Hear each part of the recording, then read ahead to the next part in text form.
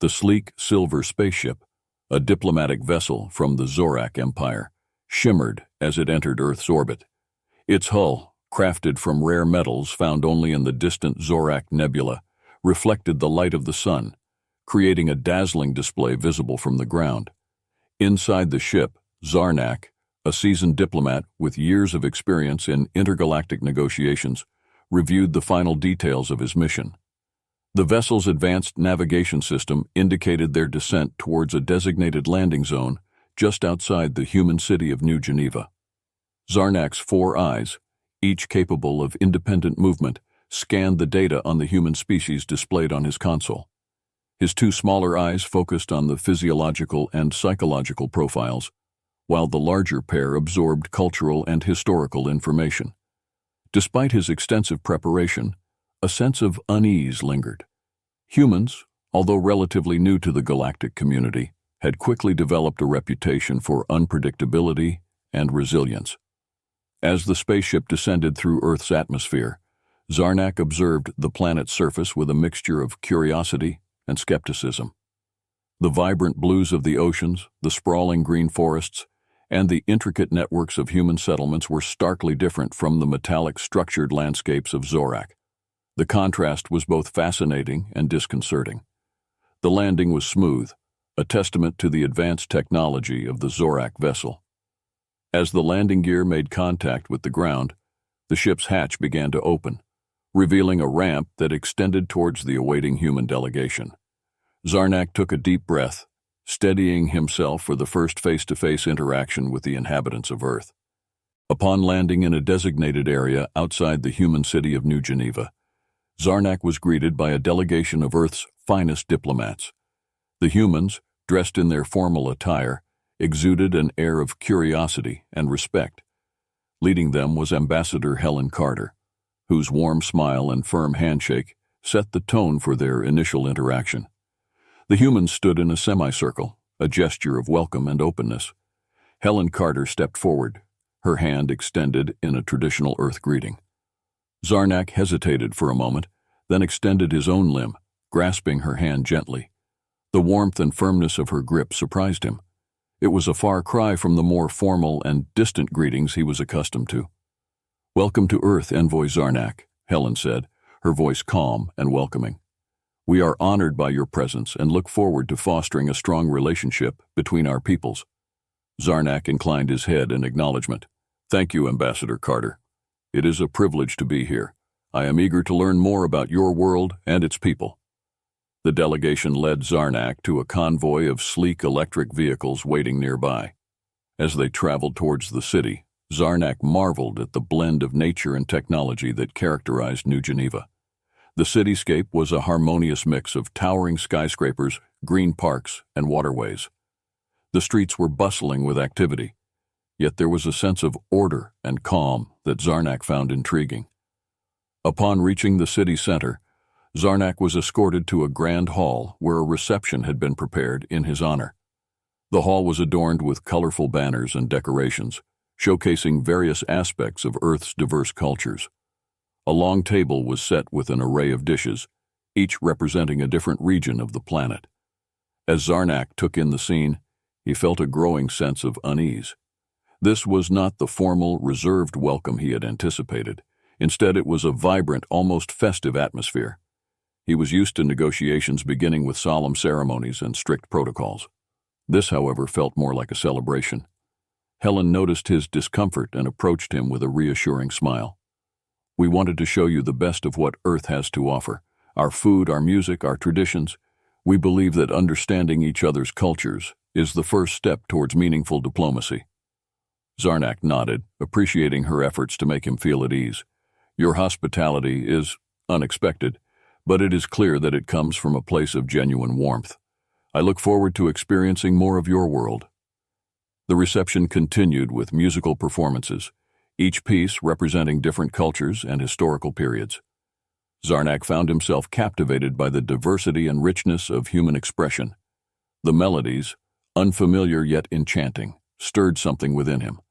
As the evening progressed, Zarnak engaged in conversations with various human officials and cultural representatives. Each interaction provided him with new insights into the complexities and nuances of human society. Their openness, curiosity, and eagerness to share their world with him left a lasting impression. By the end of the night, Zarnak realized that his mission on Earth would be unlike any he had undertaken before. The humans, with their unpredictable yet endearing ways, had already begun to challenge his preconceived notions. This unexpected hospitality was just the beginning of what promised to be a transformative experience. The humans had prepared a grand reception for Zarnak, complete with traditional Earth music, a lavish feast, and vibrant cultural performances. The event took place in a spacious, ornately decorated hall within the United Nations building. Crystal chandeliers hung from the ceiling, casting a warm glow over the room filled with dignitaries and representatives from various countries. Zarnak was guided to the head of a long banquet table, adorned with an impressive array of dishes, each more exotic than the last. The table was a kaleidoscope of colors with fruits, vegetables, meats, and desserts from different parts of the world. The scents were overwhelming, a complex mixture of spices and aromas that teased his senses. Ambassador Helen Carter, who had become his informal guide, explained each dish with enthusiasm. "This is sushi from Japan, raw fish delicately prepared with vinegared rice. Over here we have a rich Indian curry, spicy and fragrant. And this," she said, pointing to a plate of small round pastries, "is baklava from Greece, sweet and filled with nuts and honey." Zarnak, unfamiliar with most of these foods, hesitated before taking small bites. The flavors were unlike anything he had ever tasted. Each dish was a burst of unfamiliar yet delightful sensations. He found himself appreciating the effort and thoughtfulness that had gone into this feast. As the evening progressed, the cultural performances began. Traditional dancers from different regions of Earth took the stage, each group showcasing their unique styles. There were elegant ballet dancers from Russia, energetic samba performers from Brazil, and graceful classical dancers from India. The music varied as widely as the dances, from the haunting melodies of Native American flutes to the rhythmic beats of African drums. Zarnak watched in awe, his four eyes darting between the performers. The humans' ability to express themselves through such diverse forms of art was astonishing. He found himself moved by the passion and skill displayed, something he had not anticipated. Each performance told a story, revealing glimpses of the rich cultural tapestry that made up human civilization. During a brief intermission, Helen approached Zarnak with a glass of wine. "What do you think so far?" she asked, her eyes sparkling with curiosity. "It is overwhelming," Zarnak admitted. "Your culture is far more diverse and vibrant than I had imagined. It is a lot to take in." Helen smiled warmly. "We wanted you to feel welcome, and to understand who we are beyond just our political and technological advancements. Our culture, our traditions, these are the things that make us human." Zarnak nodded, appreciating the sentiment. He could see the effort that had gone into making this evening special. It was clear that the humans were not just interested in formal diplomatic relations, but in genuine cultural exchange. As the night drew to a close, Zarnak was presented with a beautifully crafted gift, a globe made of crystal, etched with the continents and oceans of Earth. Helen handed it to him with a sense of ceremony, a token of our appreciation and a symbol of the new relationship we hope to build. Zarnak accepted the gift with gratitude, feeling a profound sense of connection to these people who had welcomed him with such open hearts. Over the next few days, Zarnak was given a tour of Earth's various cultural and historical landmarks. His human hosts had meticulously planned an itinerary designed to showcase the best of what the planet had to offer. Each day was filled with new experiences that broadened his understanding of human civilization. The tour began in the bustling metropolis of New York City. Zarnak was taken to the Metropolitan Museum of Art, where he marveled at the extensive collections spanning thousands of years of human history. Ancient artifacts from Egypt, classical sculptures from Greece, and Renaissance paintings from Europe all told stories of humanity's past. Zarnak was particularly fascinated by the intricate details and craftsmanship that went into each piece. Next, they visited the Great Wall of China, an awe-inspiring structure that stretched across the landscape as far as Zarnak's eyes could see. The sheer scale and engineering prowess required to build such a monument left him speechless.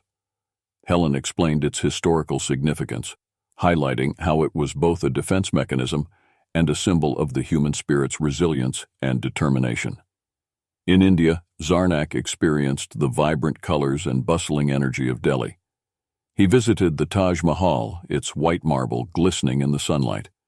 The story of its creation, a monument built out of love and grief, resonated deeply with him.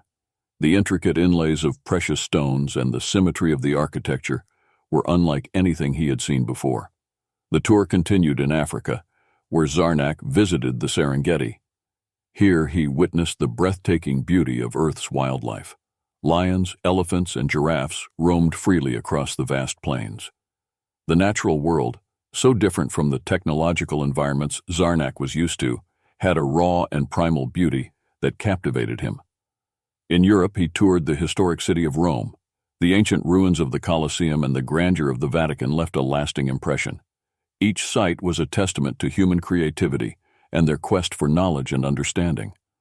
The stories of gladiators, emperors, and artists intertwined, painting a picture of a civilization that had endured and evolved over millennia. One evening, Zarnak was invited to a traditional family dinner at Helen's home.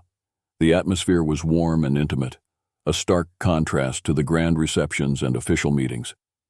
He sat around a table with Helen's family, sharing a meal prepared with love and care. The conversation flowed easily, covering a range of topics from Earth's history to personal anecdotes. Zarnak felt a sense of belonging that he had not expected. Helen's young daughter, Emily, showed Zarnak her collection of Earth stones and fossils. Her innocent curiosity and eagerness to learn reminded him of the importance of understanding and preserving one's heritage.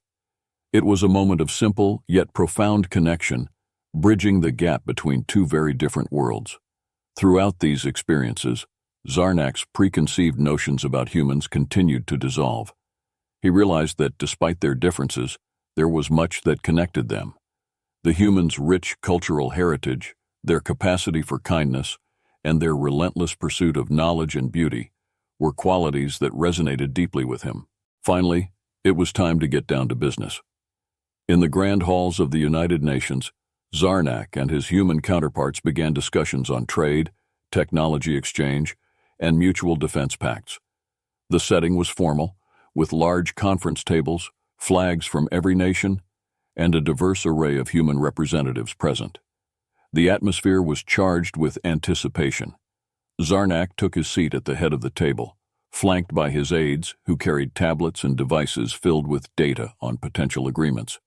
Helen Carter sat directly opposite him, her demeanor calm and focused. The initial formalities were brief, and soon they were diving into the core issues. The first topic on the agenda was trade. Zarnak presented detailed proposals on resource exchange, emphasizing the benefits of Zorak's advanced mining technology for Earth's mineral wealth. The humans, in turn, offered their agricultural innovations, which could revolutionize food production in the Zorak Empire's arid regions. As the discussion progressed, it became clear that both sides had much to gain from cooperation. Helen spoke eloquently about the need for fair trade practices and sustainability. Our goal is not just to enrich our nations, but to ensure the well-being of future generations, she said, her eyes meeting Zarnak's with a sincerity that struck a chord. Zarnak acknowledged her points, recognizing the wisdom in fostering long-term partnerships rather than short-term gains. Next, they tackled technology exchange. Zarnak showcased the Zorak's advancements in quantum computing and energy efficiency, technologies that could catapult Earth's technological landscape into a new era. In return, the human representatives highlighted breakthroughs in medical sciences and environmental protection, areas where Zorak could benefit significantly. The negotiations were intense, with both sides meticulously examining the implications of each agreement. Zarnak found himself impressed by the humans' thoroughness and their ability to think several steps ahead. They were shrewd negotiators, balancing their friendliness with a clear understanding of their interests. Each proposal was scrutinized, debated and refined until both parties were satisfied. During a break in the negotiations, Zarnak and Helen stepped out onto a balcony overlooking the city. The view of New Geneva's skyline at dusk was breathtaking, with the setting sun casting a golden hue over the buildings. Helen turned to Zarnak and said, "I believe we're making real progress here. There's a genuine opportunity for our peoples to grow together." Zarnak nodded, appreciating her optimism. "Your people are skilled negotiators. I must admit I did not expect such depth and foresight." Helen smiled. "We have much at stake, as do you, but I think we're finding common ground." The final topic was mutual defense pacts. This was the most delicate part of the negotiations. Earth had faced numerous threats, both internal and external, and the idea of an alliance with a powerful intergalactic entity like the Zorak Empire was both appealing and fraught with potential risks. Zarnak laid out a comprehensive plan for joint defense initiatives, including shared intelligence, military training exchanges, and coordinated defense strategies. The humans responded with their own proposals, emphasizing the importance of maintaining sovereignty while building a strong, united front against common threats. During a private meeting with Helen, Zarnak learned of a looming threat from a neighboring hostile alien race known as the Cruel. The humans had been aware of this threat for some time and had been preparing for a possible invasion. The revelation came as a shock to Zarnak, adding a new layer of urgency to his mission. The meeting took place in a secure briefing room within the United Nations building. Helen, along with several high-ranking military officials, presented detailed intelligence reports on the Cruel. Holographic displays showed images of the Cruel's formidable warships and their aggressive expansion tactics. Zarnak listened intently as Helen outlined the severity of the threat. "The Cruel have been expanding their territory aggressively," Helen explained, pointing to a map that highlighted recent incursions into neighboring star systems. "They are highly militarized and have little regard for diplomacy or peaceful coexistence. We believe they see Earth as a valuable target, both for its resources and strategic location." Zarnak's mind raced as he absorbed the information. The Cruel were known throughout the galaxy for their ruthless tactics and unyielding drive for conquest. If they were indeed targeting Earth, the situation was dire. Zarnak realized that his role as a diplomat had just taken on a critical defensive dimension. Helen continued, her voice steady but tinged with concern. "We've been fortifying our defenses, but our technology and resources are limited compared to the Cruel's. This is why your presence here and the potential alliance with the Zorak Empire is so crucial. We need your help to defend our planet." Zarnak nodded, the weight of the responsibility settling heavily on his shoulders. "The Zorak Empire has faced the Cruel before. We know their strategies and weaknesses. I will do everything in my power to ensure that Earth is prepared to meet this threat." The meeting continued with detailed discussions on defensive strategies, potential military collaborations, and the sharing of intelligence. The human military officials, though visibly concerned, remained resolute and determined. Zarnak was impressed by their resilience and their willingness to fight for their home. As the meeting concluded, Helen escorted Zarnak to a private lounge where they could speak more candidly. "This changes everything, doesn't it?" she said, pouring them both a drink. Zarnak took a sip, appreciating the warmth of the beverage. "It does. The threat from the Cruel is not something to be taken lightly, but together we can stand against them." Helen nodded, a look of determination in her eyes. "We will. We have to. Our survival depends on it." The gravity of the situation was clear. The negotiations had laid the groundwork for cooperation, but now they needed to move swiftly to solidify their alliance and prepare for the impending threat. Zarnak's mission had become more complex and dangerous, but he was committed to seeing it through. With a newfound sense of urgency, Zarnak and Helen set about rallying their respective leaders and resources, forging a united front against the Cruel. The path ahead was fraught with challenges, but there was also hope. Together, they would face whatever came their way. The windows of the United Nations building shook with the first impacts of the Cruel assault. Zarnak and Helen rushed to the command center, where a flurry of activity was taking place. Technicians and military personnel were coordinating defensive responses, tracking enemy movements, and issuing orders to ground and air forces. On the massive screens of the command center, the cruel ships were visible, unleashing torrents of plasma fire upon key infrastructure points. Earth's defensive satellites and fighter jets were already engaging the enemy, but the cruel forces were overwhelming in number and firepower. Helen turned to Zarnak, her face resolute. "We need your help now. Any advantage you can offer, we need it immediately." Zarnak nodded, quickly accessing his personal communication device. He sent an urgent message to the Zorak fleet stationed nearby, detailing the immediate threat and requesting reinforcements. "The Zorak fleet will be here as soon as possible, but we must hold the line until then," he said, his voice calm despite the chaos around them. Helen relayed orders to all available units, emphasizing the need to protect civilian areas and maintain defensive positions. Zarnak provided critical tactical insights based on his knowledge of cruel strategies. His advice on targeting weak points in the cruel ship's shielding systems proved invaluable, allowing Earth's forces to inflict significant damage despite being outmatched. As the battle raged on, Zarnak found himself thrust into the heart of the conflict. The humans' resilience and quick response in the face of danger impressed him deeply. Despite their technological disadvantage, they fought with unparalleled tenacity and ingenuity. In the midst of chaos, Zarnak used his diplomatic connections to call for aid from other allied civilizations. The response was swift, and soon Earth's skies were filled with a diverse fleet of ships from various parts of the galaxy, all united against the cruel threat. The sight of such unity brought a glimmer of hope amidst the destruction.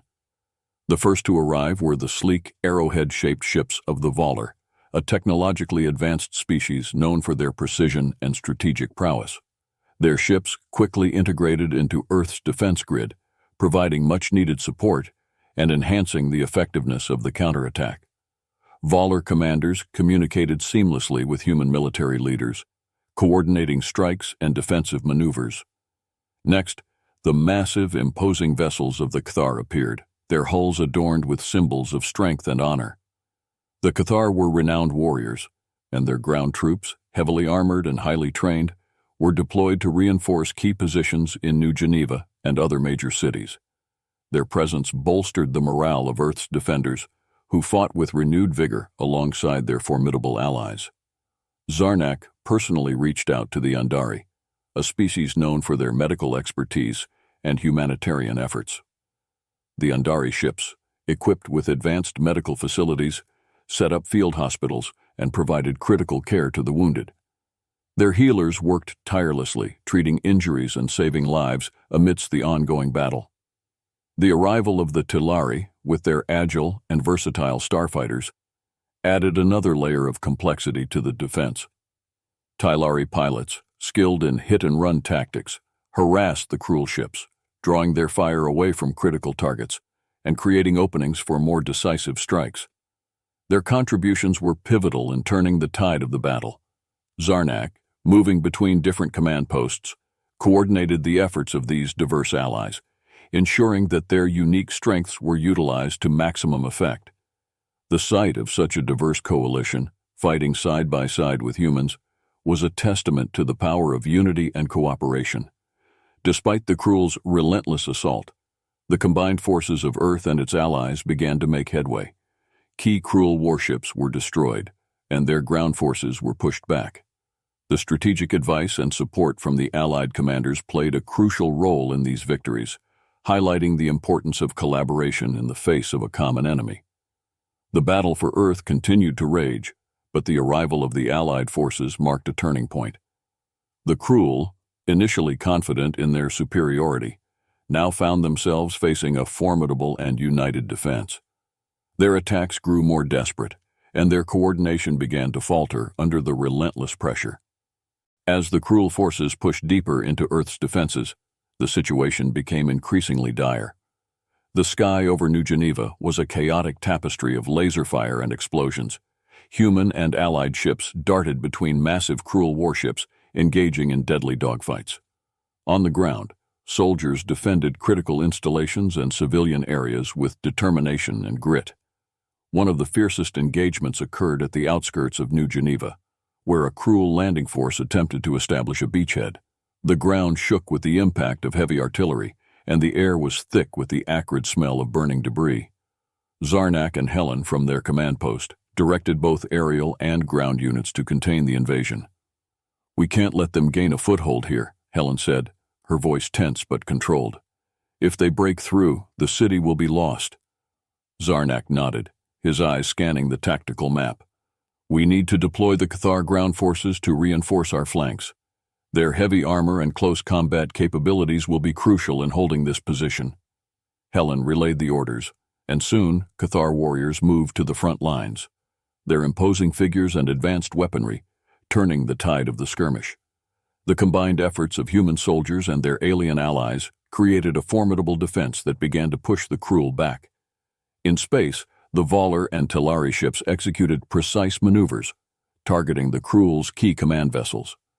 Zarnak's tactical insights proved invaluable, as he identified weaknesses in the Cruel formation that the Allied forces exploited with devastating effect.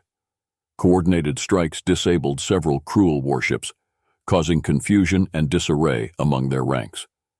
Despite the progress, the Cruel continued their relentless assault. The intensity of the battle took a toll on the defenders, with casualties mounting on all sides. Zarnak, though a diplomat, found himself participating in medical triage, assisting the Undari healers in treating the wounded. His respect for the humans grew with each passing moment, seeing their resolve and courage in the face of such overwhelming odds. Amidst the chaos, a breakthrough moment came when the Allied forces managed to isolate and destroy a Cruel command ship. The explosion sent shockwaves through the battlefield, both physically and psychologically. The Cruel, now lacking coordinated leadership, began to falter, their attacks becoming increasingly disorganized. Sensing an opportunity, Helen ordered a full-scale counteroffensive. "Now is our chance. We push them back with everything we've got." Zarnak watched as human and Allied ships surged forward, pressing the advantage. Ground forces launched a coordinated assault, reclaiming territory and driving the Cruel into a retreat. The tide of battle had definitively turned, but the fight was far from over. As the Allied forces gained momentum, Zarnak coordinated with commanders from various species to implement a cohesive strategy. The focus shifted from mere defense to a calculated offensive aimed at crippling the Cruel's ability to wage war. Communication networks buzzed with activity as orders were relayed and adjustments were made on the fly.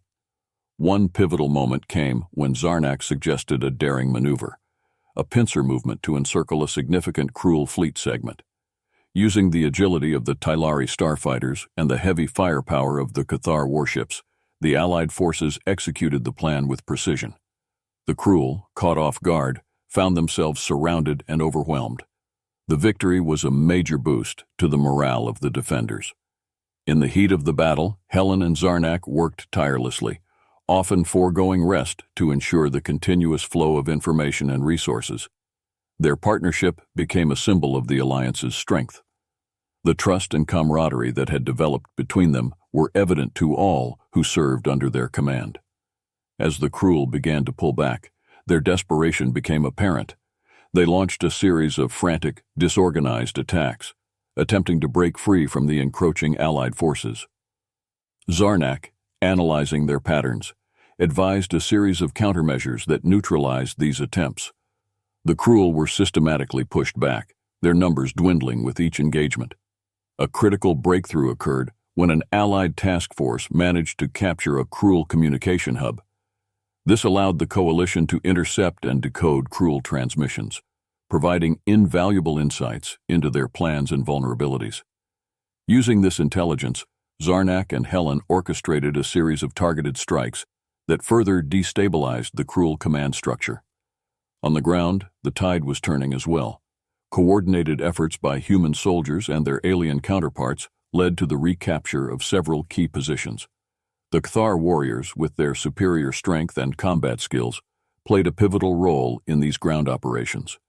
The sight of Cathar and human soldiers fighting side by side inspired hope and determination among the defenders. Despite the successes, the cost of the battle was steep. Casualties were high, and many cities bore the scars of the conflict. Zarnak, while coordinating the overall strategy, took time to visit the frontline troops, offering words of encouragement and acknowledging their sacrifices. His presence among the soldiers, despite his diplomatic background, was a testament to his commitment to the cause. The turning point came when the Allied fleet launched a coordinated assault on the Krul's primary command ship. Utilizing the combined firepower of the Valar, Tylari, and human vessels, they targeted the ship's critical systems. The battle was fierce, with the Krul command ship putting up a formidable defense. However, the Allies' persistence paid off, and a well-placed salvo of missiles breached the ship's hull, leading to its destruction. The loss of their command ship dealt a crippling blow to the Krul forces. Leaderless and demoralized, the Krul began a hasty retreat. The Allied forces, seizing the moment, pursued them relentlessly, ensuring that the Krul could not regroup or launch a counterattack. The skies and lands of Earth, though battered, were finally clearing of the Krul presence. As the immediate threat waned, Zarnak and Helen began planning the next steps, consolidating the victory, securing Earth's defenses, and preparing for the possibility of future threats. The battle had been won, but the war for lasting peace and security was just beginning. In a last-ditch effort, the Krul launched a concentrated assault on New Geneva. The city, already scarred from previous battles, braced itself for what was anticipated to be the most intense engagement yet. The Allied forces, despite being worn down from continuous fighting, prepared for the onslaught with grim determination. Zarnak and Helen, along with their key military leaders, gathered in the command center to coordinate the defense. The Krul's approach was marked by a massive fleet, their ships darkening the skies as they descended. Ground troops, heavily armored and bristling with weapons, began to deploy from landing crafts. The human and Allied defenders took up positions at strategic points around the city, ready to repel the invaders. Zarnak, analyzing the Krul's formation, identified their command ship hidden among the fleet. "If we can take out their command vessel, we might be able to disrupt their coordination," he advised Helen, who nodded in agreement. Helen relayed orders to the Allied fleet, which included Valar precision ships and Talari agile fighters, to concentrate their firepower on the identified target. As the aerial battle intensified, the ground forces clashed with the Krul at the city's outskirts. Cathar warriors led the charge, their heavy armor and brute strength providing a formidable barrier against the advancing Krul. The streets of New Geneva turned into a battlefield. Explosions rocked the city, and the air was filled with the sounds of gunfire and the cries of soldiers. Zarnak, though primarily a diplomat, found himself on the front lines directing troops and providing critical tactical insights. His presence bolstered the morale of the defenders, who fought with renewed vigor under his leadership. One of the most crucial moments of the battle occurred at the city's central defense point, a fortified position known as the Citadel. The Krul focused their heaviest assaults here, hoping to break through and capture the heart of New Geneva. Helen personally took command of the Citadel's defenses, coordinating artillery strikes and directing reinforcements to the most vulnerable points. As the Krul pushed harder, a breach seemed imminent. Zarnak, recognizing the critical nature of the Citadel's defense, diverted additional forces from less threatened areas to support Helen. The combined efforts of human, Cathar, and other Allied troops held the line, repelling wave after wave of Krul attackers. Meanwhile, in the skies, the Allied fleet managed to penetrate the defenses of the Krul command ship. A series of well-coordinated strikes disabled its main engines and weapon systems. The command ship, crippled and unable to continue its assault, became a sitting target. A final barrage from the Valar ships obliterated it, sending shockwaves through the Krul ranks below. With their command structure in disarray, the Krul ground forces began to falter. Seizing the opportunity, Helen ordered a full-scale counteroffensive. Allied troops surged forward, pushing the Krul back and reclaiming lost territory. The Cathar warriors led the charge, their relentless advance demoralizing the cruel soldiers. As the battle reached its climax, Zarnak and Helen fought side by side at the citadel, their leadership inspiring those around them. The defenders, fueled by a mix of desperation and hope, managed to drive the cruel out of New Geneva. The final cruel forces were either captured or forced to retreat, leaving the city battered but victorious. Helen and Zarnak stood together on a makeshift platform in the center of the city, addressing the combined troops and civilians. Helen's voice, though filled with sorrow, carried a tone of resilient hope. Today, we have proven that unity and determination can overcome even the greatest of threats. We mourn the loss of our brave defenders, but we honor their memory by rebuilding and continuing to stand strong. Zarnak added, his voice resonating with sincerity. Your courage and spirit have shown the galaxy what humanity and its allies are capable of. This victory, though costly, is a testament to our collective strength and resolve. We will continue to face challenges together as partners and friends. The days following the battle were filled with efforts to rebuild and heal. Zarnak and his Zorak counterparts provided technological and logistical support to aid in the reconstruction. The allied species, grateful for Earth's resilience and leadership, contributed resources and expertise to help restore what had been lost. Memorials were erected to honor the fallen. Names of soldiers from all participating species were inscribed on monuments, symbolizing the unity and sacrifice that had secured their victory. Zarnak found himself deeply moved as he visited these memorials, reflecting on the lives lost and the bonds forged in the crucible of war. In the weeks that followed, Zarnak and Helen continued to work closely, not only on immediate recovery efforts, but also on long-term strategies to strengthen their alliance. They held numerous meetings with leaders from the allied species, discussing ways to enhance mutual defense, economic cooperation, and cultural exchange. The human spirit, resilient and hopeful, began to shine through the adversity. Schools reopened, businesses started to rebuild, and communities came together to support one another. The scars of the battle were evident, but so was the determination to move forward and create a better future. One evening, Zarnak attended a small, informal gathering at Helen's home. It was a moment of respite, away from the formalities and pressures of leadership. They shared stories and laughed, the weight of recent events momentarily lifted. Emily, Helen's daughter, showed Zarnak a drawing she had made of the Allied forces standing together, a hopeful symbol of unity and peace. As the stars twinkled above New Geneva, Zarnak felt a deep sense of gratitude. He had come to Earth as a diplomat, unsure of what to expect. Now he felt a profound connection to the planet and its people. The victory over the cruel had been hard won, and the losses were great, but the bonds formed through shared struggle and triumph were stronger than ever. Zarnak knew that the road ahead would be challenging, but with the unwavering spirit of humanity and the support of their allies, there was hope for a brighter future. In the aftermath of the battle, Zarnak and the human leaders worked tirelessly to rebuild and strengthen their alliance. The bond forged in the heat of battle laid the foundation for a new era of cooperation and friendship. Zarnak, once a stranger to Earth, now considered it a second home. The humans' unexpected hospitality had not only shocked him, but had also transformed him. Reconstruction efforts were in full swing across New Geneva and other affected cities. The streets, once filled with rubble and debris, began to see new construction as buildings were repaired and infrastructure restored. Zarnak coordinated with representatives from various allied species to provide advanced technology and resources for the rebuilding process.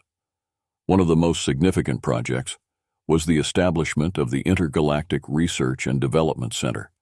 This facility, built on the outskirts of New Geneva, aimed to foster collaboration between human and alien scientists, engineers, and innovators. The center quickly became a hub of activity, with teams working on groundbreaking projects ranging from medical advancements to sustainable energy solutions.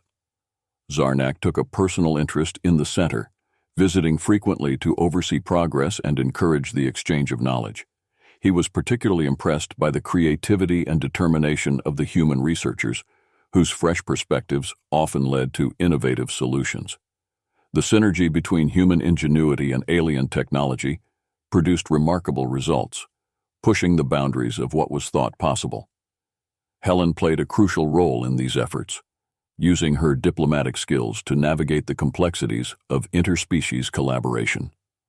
Her ability to bridge cultural differences and foster mutual respect proved invaluable.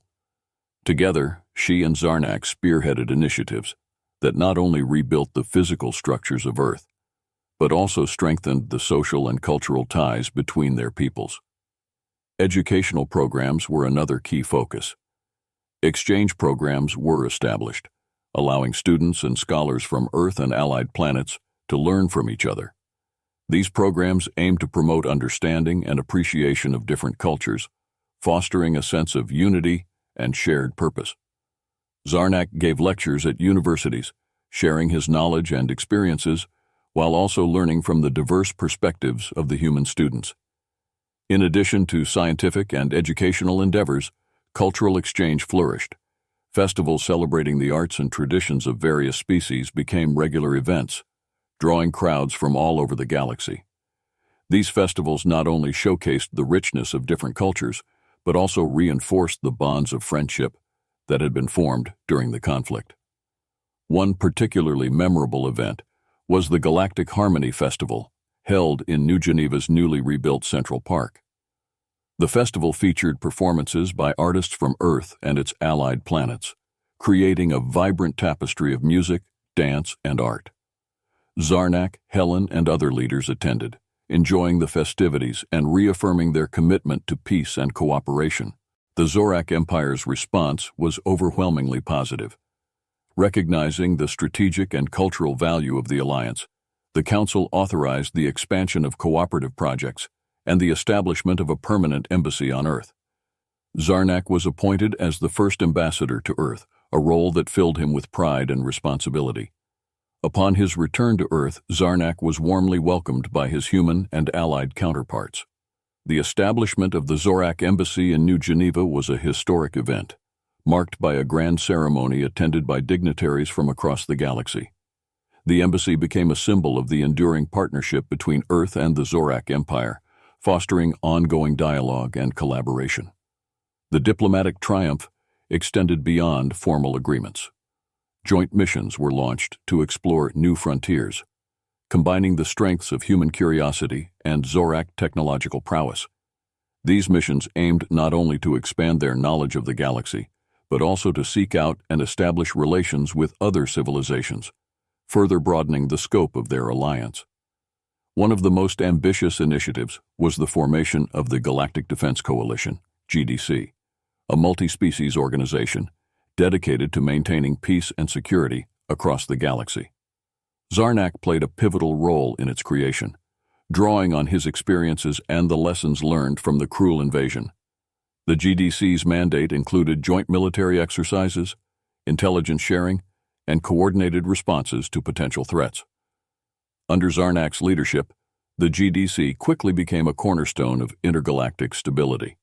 Regular summits were held, bringing together leaders from member species to discuss strategy and share insights. The coalition's success further solidified the bonds between Earth, the Zorak Empire, and their allies, creating a united front capable of facing any challenge. Back on Earth, the benefits of the alliance were evident in everyday life. New technologies developed through cooperative research improved the quality of life for millions. Advances in medicine, energy, and transportation were shared freely, fostering a sense of global and interstellar community. Economic ties strengthened as trade flourished, bringing prosperity and growth. Cultural exchanges continued to thrive, with art, music, and literature from across the galaxy enriching Earth's own cultural landscape. The Intergalactic Research and Development Center became a beacon of innovation, attracting brilliant minds from diverse backgrounds. Zarnak often visited the center, staying engaged with the ongoing projects and maintaining close ties with the researchers and students.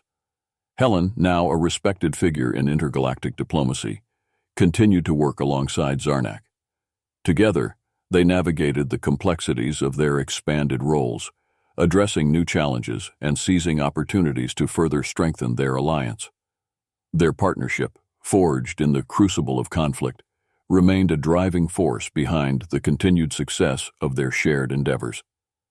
As the years passed, the alliance between Earth and the Zorak Empire became a model for other civilizations, demonstrating the power of unity and cooperation. The once unthinkable bond between humans and Zorak had transformed the galaxy, creating a legacy of peace, progress, and mutual respect.